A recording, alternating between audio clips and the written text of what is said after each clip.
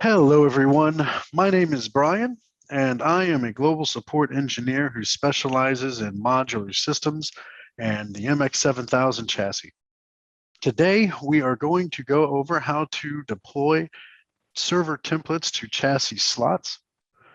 We are in the landing page of a 2-chassis group, and I am logged in as root with administrative access. To start the process, we go to the configuration drop-down and select templates, where we can select the template that we want to deploy.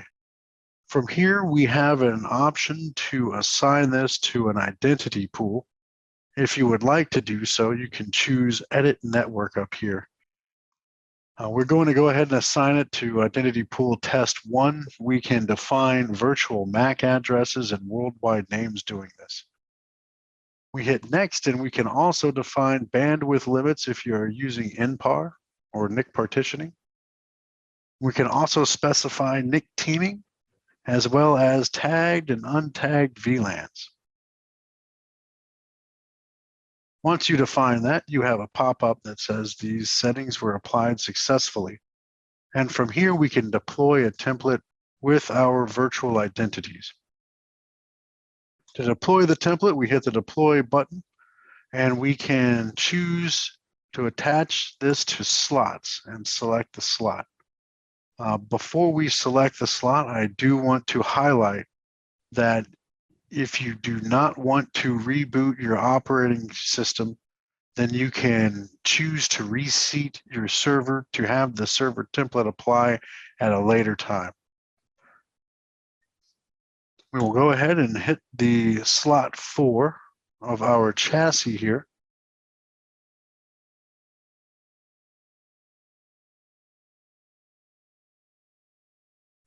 And for the purposes of this video, we're going to choose not to reboot or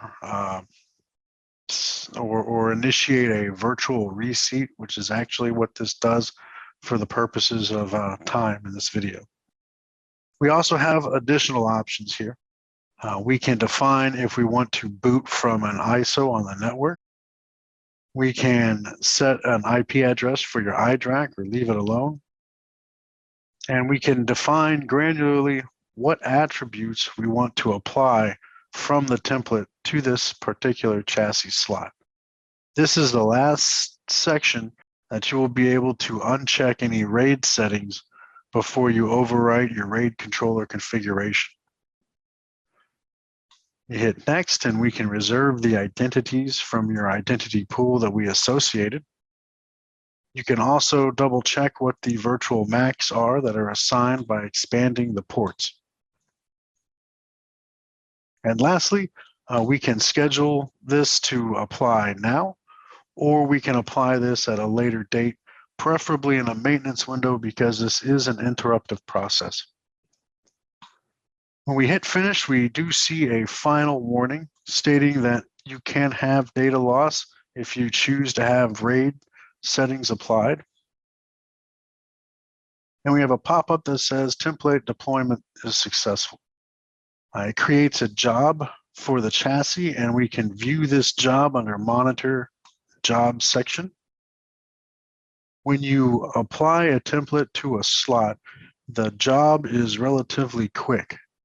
It took about a second to apply this, but bear in mind, you do have to perform a virtual reseat of the server to allow the server to assume the slot settings.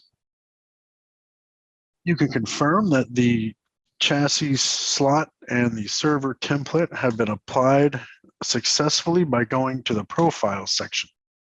Here we see that the MX740C template that we just applied is associated with the slot in this particular chassis for this target device. I hope this video has been informative, and if you would like to watch the rest of our videos, I hope you enjoy them, and thank you for your time.